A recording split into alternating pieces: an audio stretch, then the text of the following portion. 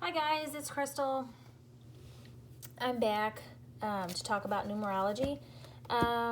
This is my first video and I kind of want to just give you an intro because I've been interested in numerology and kind of been studying it for about 3.5 years, I guess. And in those 3.5 years, I've been kind of doing little readings on friends and family members and coworkers, and I've kind of surprised everybody, I think, and nobody's ever really said, no, that doesn't sound like me at all, or, this is a bunch of BS or whatever. So everybody just kind of wants to know how it works, because it does, and I'm not sure I really understand everything. But basically every number, 1 through 9, in our numerical system has a vibration or an energy associated with it. And in numerology, it basically, they believe that your date of birth, the day, the month, and the year, the sum of all of those numbers, and when you get the sum, you will continue to reduce that big number, continue to add that number up until you come out with like one number. So when you add up I was born June 7th, 1982. So when you add up 6 plus 7 plus 1 plus 9 plus 8 plus 2, and you get this larger number, I think it comes out to, when I reduce it, it comes out to 24, and then I would reduce that even further to get a number 1 through 9. So mine comes out to 24, so 2 plus 4 is 6. So that is your life path number, and it's kind of like, if you want to compare it to astrology, it's kind of like a zodiac sign, but it's even more specific. It's not a broad thing. So if you'll either be a life path 1, 2, 3, 4, 5, 6, 7, 8, 9, and then there are 3 master number life paths: the 11, the 22, and the 33.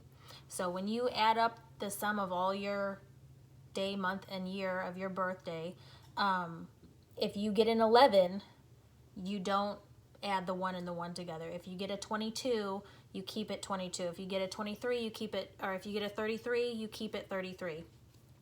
Those master numbers are held to a higher standard, and they come with more challenges and more intense vibrations.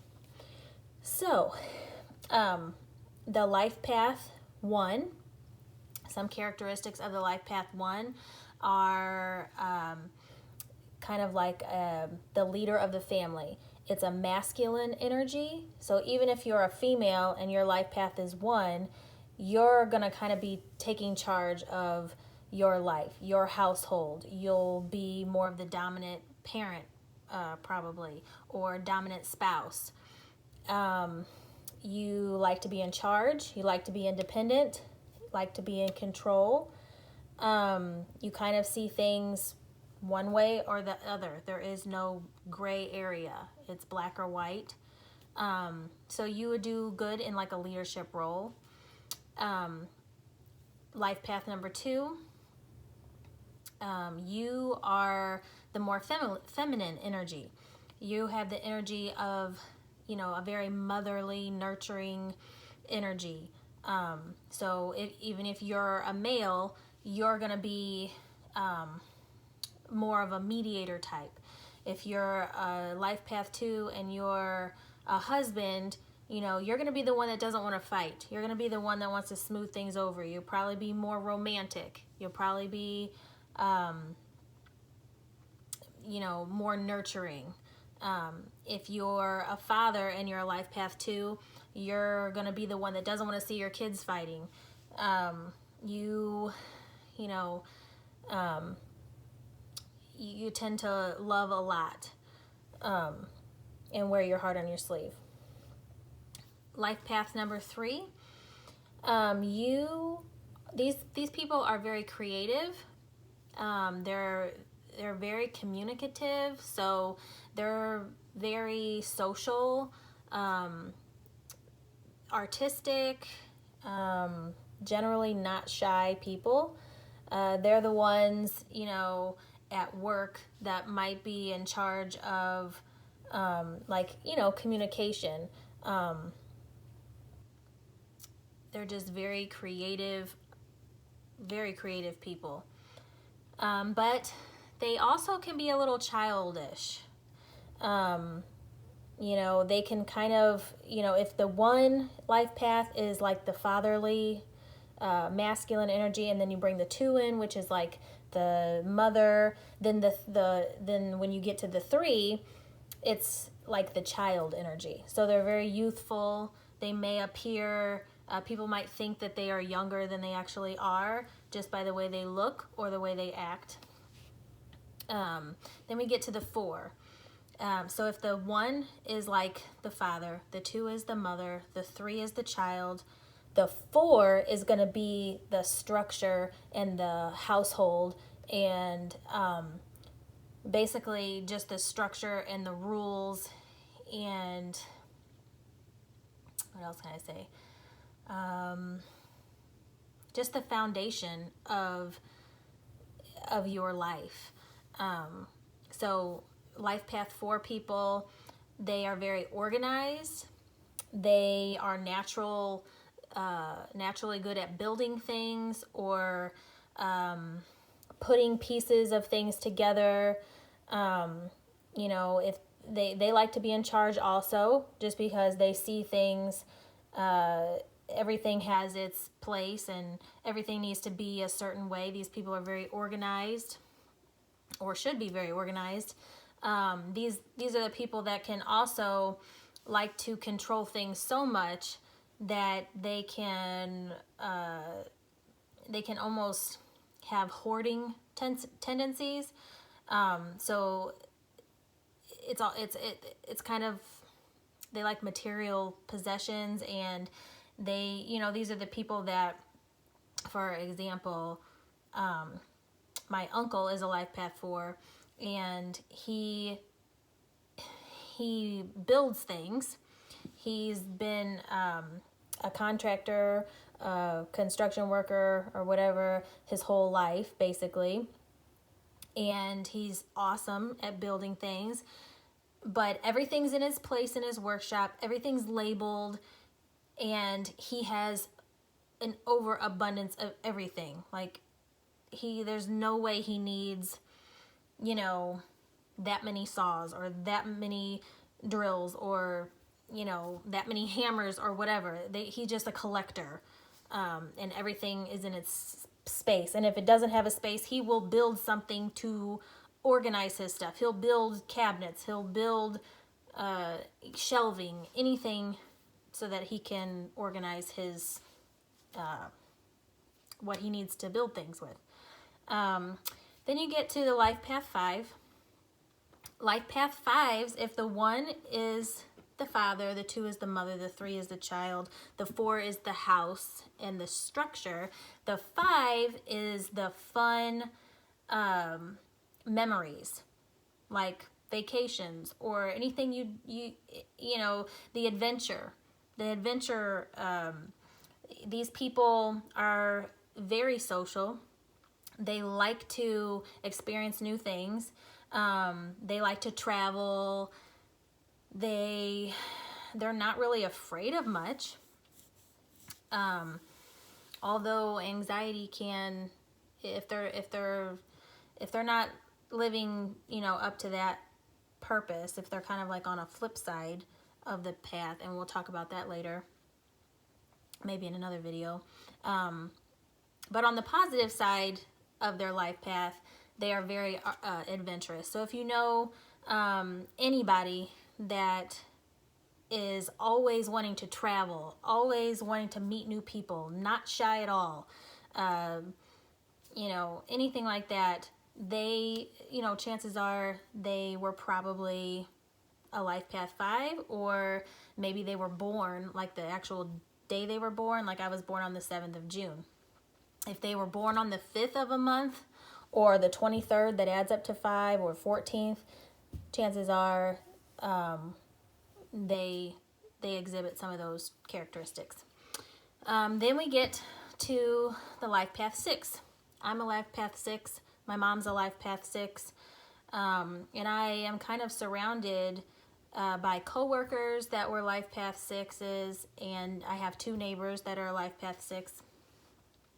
And the life path 6 is the glue that holds families together.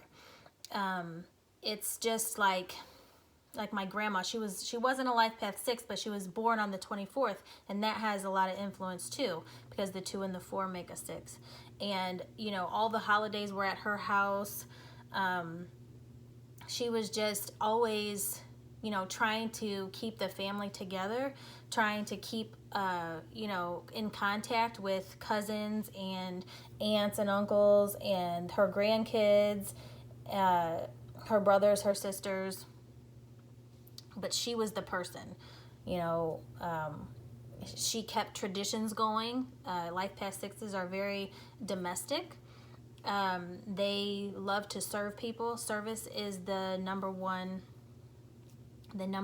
characteristic, the number one purpose that a life path 6 feels, the need to serve people.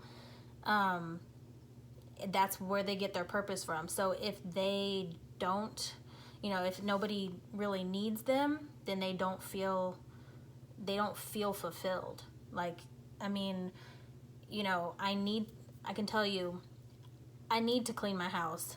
I need to fold the clothes. I need to cook dinner. I need to have family gatherings. I need to see, my relatives. I need people to need something from me. I need to be needed. And sometimes it gets overwhelming because I don't know when to stop, because it's my natural purpose. So whatever your natural purpose is, it can be a gift and a curse, because it just comes naturally to you.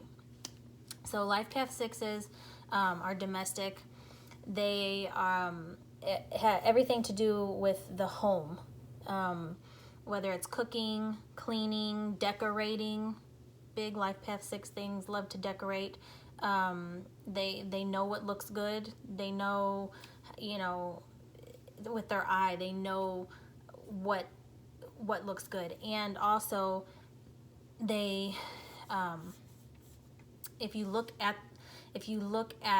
the number 6, it looks like, it resembles like a pregnant woman's belly. And so that kind of symbolizes a nurturing person.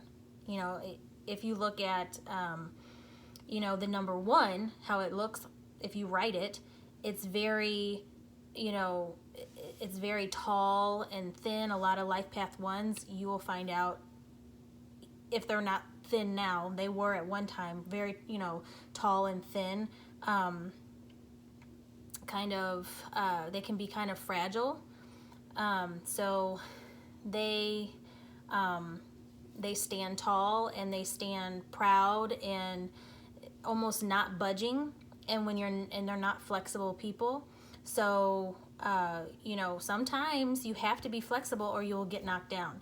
And you will find that life path 1s, they do get knocked down a lot, but they're very fast to get back up on their feet. Let's see. So anyways, back to the number 6. And I just probably ramble about this because I am a 6, and it's just going to come out. So, life path 6, domestic, the glue of the family, good parents, nurturing. What else? Like to serve people. It's also a very balanced energy. So going back to the characteristics of how the numbers look when you write them, a 6 is curved, at the bottom.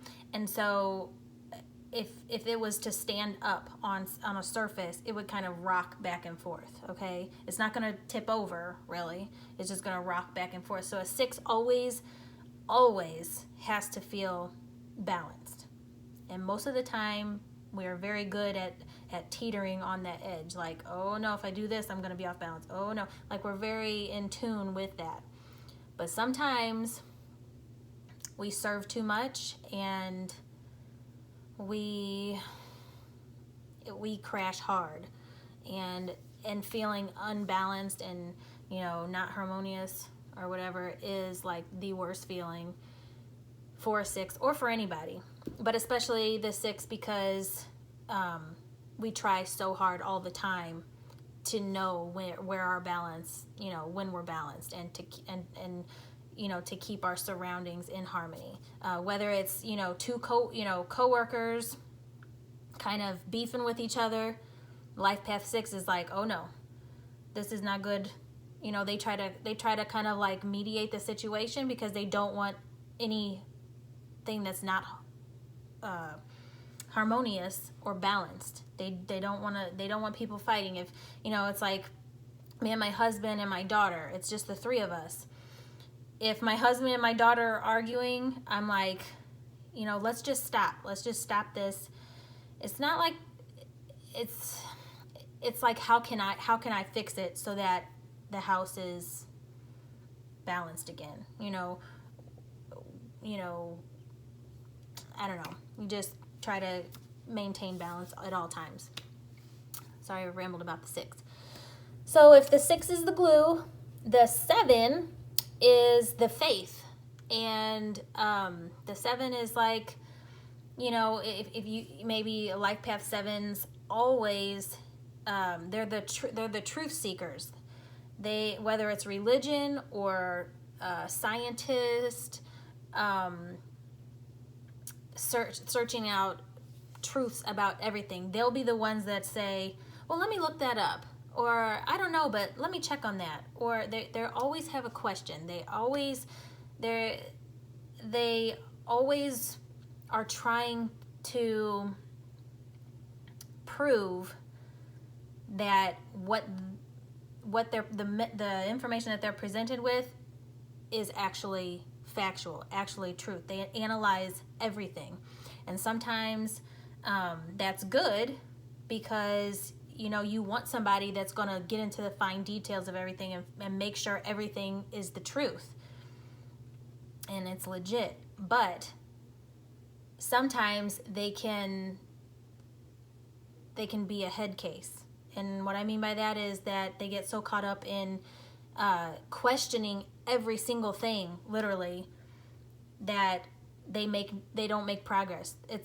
They call it analysis paralysis. So you're just thinking so much that you never take any action. You never do anything.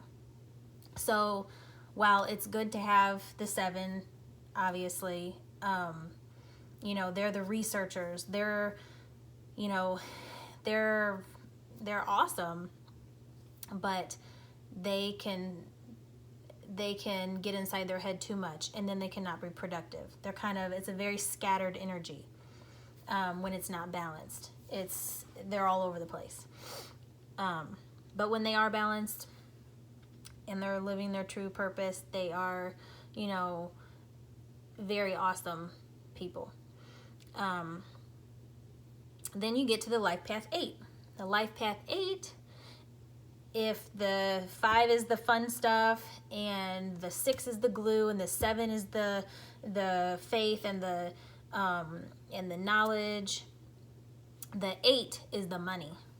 And my daughter's an 8, and she loves things from the time she's 9 years old now. From the time she, you know, was 2-3 years old, she wanted stuff. She just wanted things. You know, I'm a 6.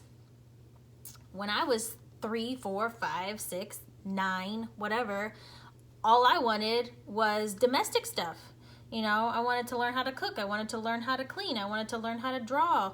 I didn't need material things. I still don't. You know, that stuff don't impress me. But when I started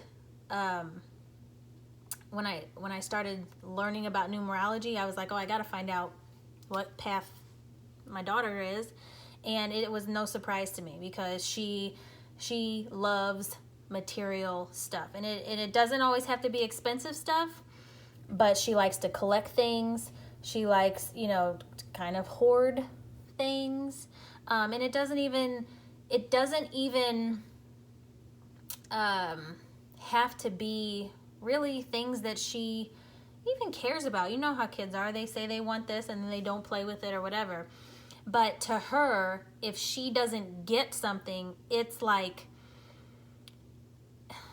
it's almost like she doesn't, she knows that she doesn't know she's a life path 8, but it's almost like she knows that that's her purpose, and that material gain is what she's good at. Like, she's very good at manifesting things, and we'll talk about that later. It's not just about getting what you want like a brat and throwing a temper fit if you don't get it.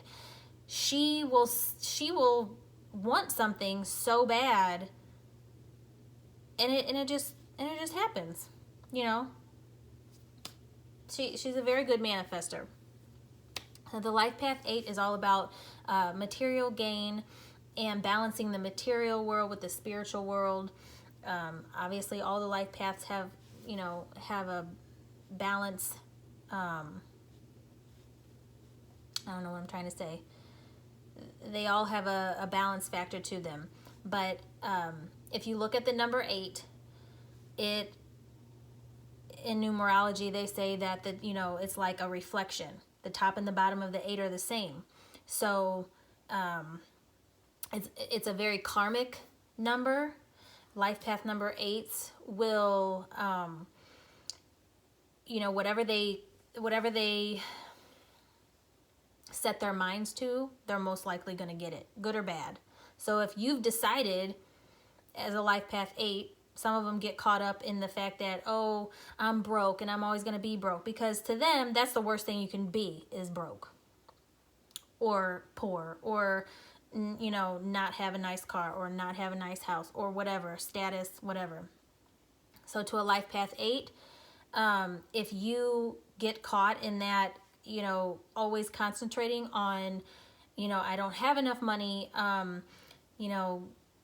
when am I going to get a new job? When am I going to get a this? I never get a break, blah, blah, blah. If you, they are like the number 1 manifestors.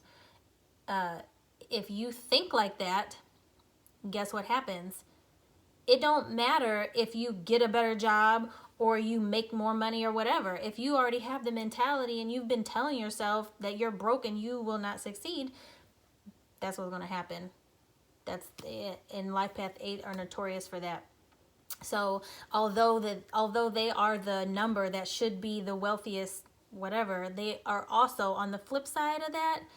They could be, half of them could be the most wealthy people in the world, the most business minded, whatever. And then the other half could be homeless. It's just like that, it's just like that. So, you got to be careful. You got to be careful when you're a life path 8, because it's just, they're very magnetic and karmic people. So think, you got to think positive if you're a life path 8. But also they are born leaders, born entrepreneurs. They have their own ideas. They like to be in charge of younger people. Teachers, coaches, business people that have a younger staff or whatever. They just like to teach people what they know about money and power. It's about money and power. And we all need that money. You have to have money. You have to have, not power in like a egotistical sense, but you need to have, you need to know your own power, personal power. Okay, so then we have, so the 1's the father, 2's the mother, 3's the child, 4's the house, 5's the fun stuff, the vacations, adventure. 6 is the glue, the traditions. 7 is the faith. 8 is the money and the power. 9 is the grandpa. My husband's a 9. He is the wise old grandpa. He's not a grandpa, but that's what they, if we're saying how, if we're given a characteristic or an adjective to all these numbers, the 9 is like a wise old soul. It's going to be the person that it could be a young person, but you're going to think that they're old. And the 9 is wants to take care of everybody, because the 9, you start out at a 1. The 9 comes in, and the 9 is like almost completed a whole, it's completed everything. It's already done the 1, 2, 3, 4, 5, 6, 7, 8. So but the 9 feels very evolved. Feels like they've been here before. They're the people, they're humanitarian. They could be doctors, they could be nurses, teachers, but they, my husband all the time, because I'm a 6, and I'm like worried about, silly things, and, family stuff, or the house isn't clean enough, or this isn't this enough. And the 9 comes in, and the 9's like, basically they've already been there and done that. Why are you worried? He's always asking me, why are you worried about that? Like, why do you stress out about stuff? Like, you don't have to stress out. The 9s are just calm, cool, and collected all the time. They don't even, you can get a 9 mad, but it takes a lot. They're very laid back. They don't get in a hurry to do anything. They're just kind of like floating through life. And these are the people that could, motivate people, because they feel like they've already experienced the things that you're experiencing. And there's more than that. There's more than stressing out about a clean house. There's more than stressing out about money. There's more, than, I don't know, there's just more to life. And the life path 9 presents themselves as being somebody that's been there, done that. And these, my husband does motivational speaking with his twin brother. And when I started learning about the numbers and I found out that they were 9s, I was like, oh, to a T. Humanitarian. The 9 cares about like a global perspective. They care about humanity as a whole. How can I help? They just have such big dreams, like big dreams. They're not down here with the rest of us. A 9 is a dreamer, and most of the time they're a doer, and they can be intimidating. Especially to like a life path 1 who, is that's the start of it all. That's like you're coming in here and you haven't experienced a lot, and so everything is a new experience to you. You love experiencing new things, but you get scared of it, where a life path 9 can be intimidating because they've already done that. They're like, give me something big to do. I don't have time for little stuff. I can help. I can do a lot. I can make a big difference, and these people make big differences. And if they're in a job, like they don't have, if a life path 9, I think, had just a regular 9-to-5 job, let's say they worked at the grocery store, I don't know, they wouldn't feel fulfilled. They have to be teaching somebody. They have to be helping somebody. It doesn't have to be like a big job, but it has to make a big difference. You know what I'm saying?